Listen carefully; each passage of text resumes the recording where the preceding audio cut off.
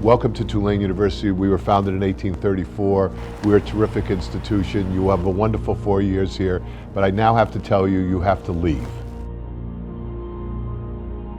And all of a sudden, students are moving in and we're telling them they have to evacuate or get on the bus and come with us to Jackson. And 650 of them did. By the time it got to Jackson, it was Category 1, and we had to bunker down in the gym. In fact, I thought we had dodged a bullet.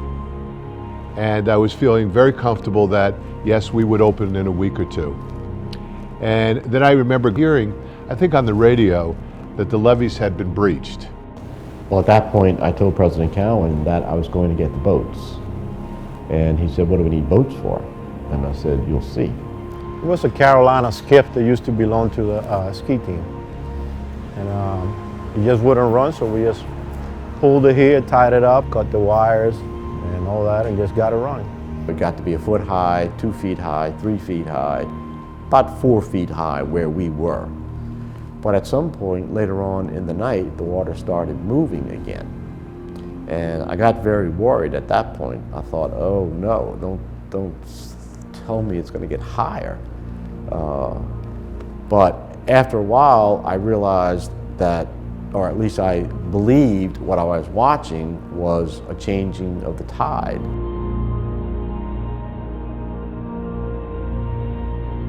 We did get a text message, a very cryptic text message today saying the conditions had worsened considerably.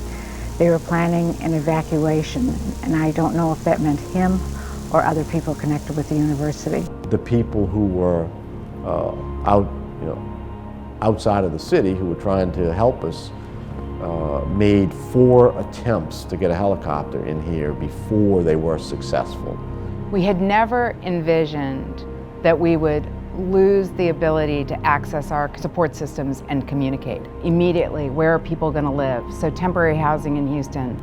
And I was able to rent 30 apartments in a half an hour with a business card. Tulane University relies on the infrastructure of the city to exist, and as we all know, that infrastructure has suffered major damage. That is why I was forced to make the difficult decision to not hold classes at Tulane University for the fall semester.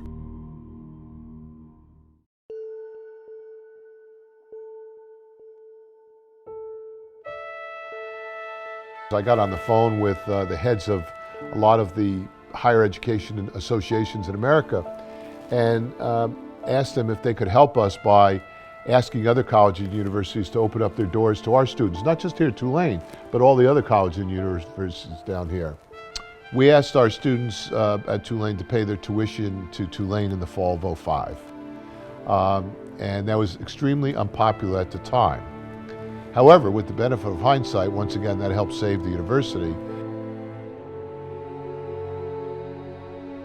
What we're looking at here is a desiccant dehumidifier that removes moisture from the air and takes that air, the extremely dry air, and puts it into the upper floors that were not directly affected by water to keep mold from growing on those floors due to the lack of power. We got some teams to come in and actually, or be willing to come into New Orleans to clean up campus and assess the damage. All totaled, our losses were about $650 million.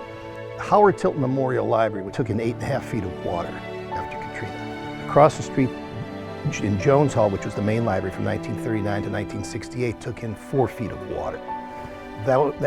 Downtown in the Mathis Library, that was affected as well. But the big hit was here in this library.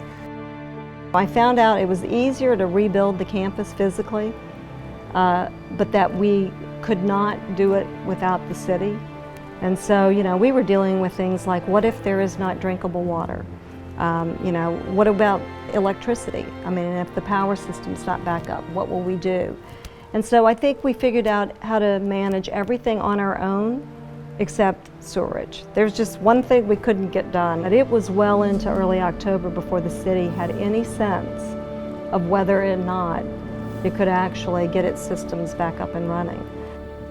This plan represents the most significant reinvention of a university in the United States in over a century. Without a doubt, the first decision that was very difficult was to close the university for a semester. We're the only major research university to have closed for an entire semester since the Civil War. The second was when I had to face the reality that we just couldn't reopen and be just the way we were before. We were going to have to do something different. So we worked very hard in the fall of '05 to come up with a new vision for the university and a financial plan that fit that vision. And of course that had a lot of controversy associated with it. But my feeling was it had to be done. Without it, I'm not sure we would have ever recovered academically or financially. And then I'd say the third hardest decision was, as part of our plan, we knew ultimately we would have to ask about 800 people to leave the organization. The counselors in admissions didn't have their clothes with them, so you had to buy them clothes on the road and send them to functions. So everybody did not have their normal tools. The largest recovery effort in the United States, and you can be part of it. You want to make a difference, you come back. Because I think people forget, in the fall of '06, where we would normally have 1,600 new undergraduates coming in, we only had 823. From an admission standpoint, within 2 years, we were back to pretty close to normal.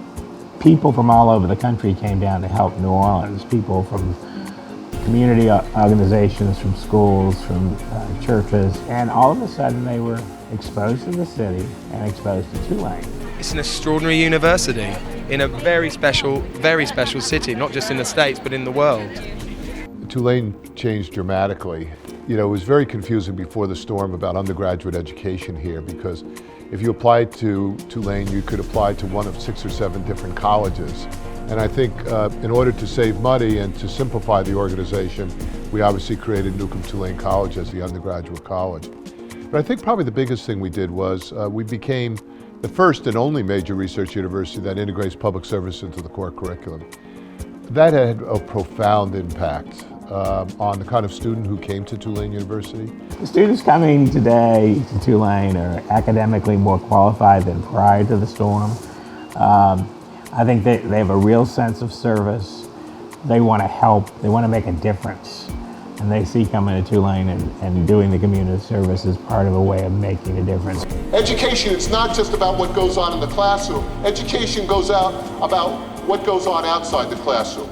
And I would be bold enough to stand here right now in Boston and say there is no university at any moment in time, in any place, that will give you a better quality education in terms of total education than Tulane University right now. That's why you should come back.